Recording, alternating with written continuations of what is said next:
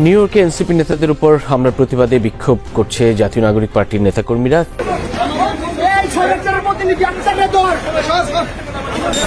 New ইয়র্কে বিমানবন্দরে NCP নেতা আক্তার হোসেনের ডিম নিক্ষেপের ঘটনা ঘটেছে।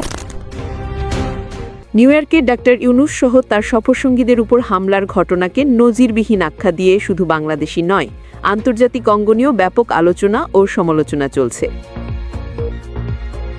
সম্প্রতি ডাক্তার মোহাম্মদ ইউনূস বাংলাদেশের বিভিন্ন রাজনৈতিক দলের প্রধান নেতাদের নিয়ে সফরের উদ্দেশ্যে নিউ ইয়র্কে পৌঁছান, কিন্তু সেখানে যেতেই একের পর এক বাধার সম্মুখীন হন তারা। প্রত্যক্ষদর্শীরা জানিয়েছেন, আওয়ামী লীগ সমর্থিত প্রবাসী নেতাকর্মীরা ক্ষিপ্ত হয়ে বিভিন্নভাবে তাদেরকে হেনস্থা করার চেষ্টা করেন।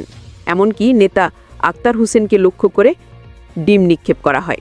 শুধু তাই নয়, বিএনপির নেতা মির্জা ফখরুল ইসলামের গাড়ির সামনে শুয়ে পড়ে বিক্ষোভ জানিয়েছেন তারা। এদিকে আক্তার হোসেনের উপর ডিম নিক্ষেপের ঘটনায় তীব্র প্রতিবাদ জানিয়েছেন এনসিপির নেতাকর্মীসহ বাংলাদেশের বিভিন্ন রাজনৈতিক দল ও নেতাকর্মীরা। অন্যতম নায়ক আক্তার ভাইকে তারা ডিম মেরেছে পিছন থেকে, তারপরে তাসনিম জারা আবুকে অস্ত্র ভাষায় গালিগালাজ করেছে। এটা আমাদের হৃদয় রক্তক্ষরণ হয়েছে।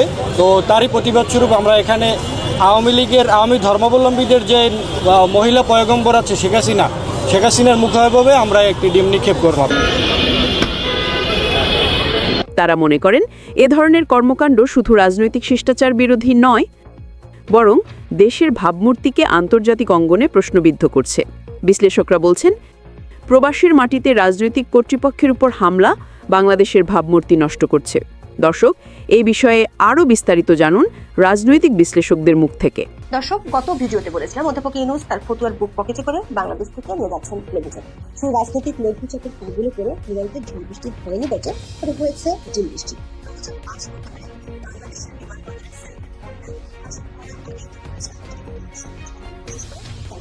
কিন্তু জন এফ কেনেডি বিমানবন্দরে নেমে বাতাসের বেগ বুঝতে পেরে 5 রাজনৈতিক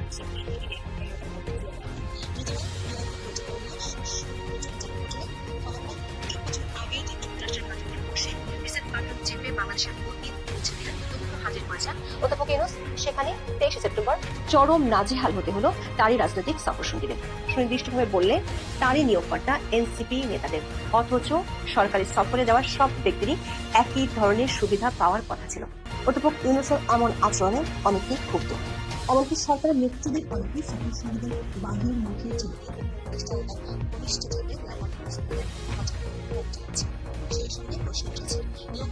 এভাবে বিপদের মুখে ঠেলে দেওয়া যার অভ্যাস, সেই অধ্যাপক ইউনূসের কাছে জুলাই আন্দোলনকারীদের ভবিষ্যৎ কি?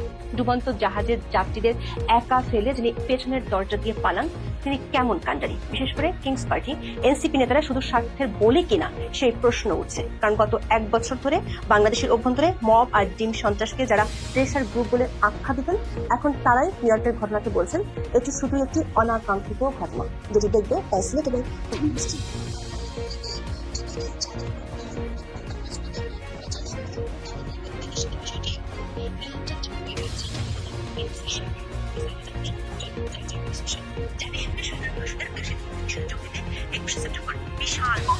ঢাকা ছাড়েন বাংলাদেশের প্রধান উপদেষ্টা অধ্যাপক মোহাম্মদ ইউনূস।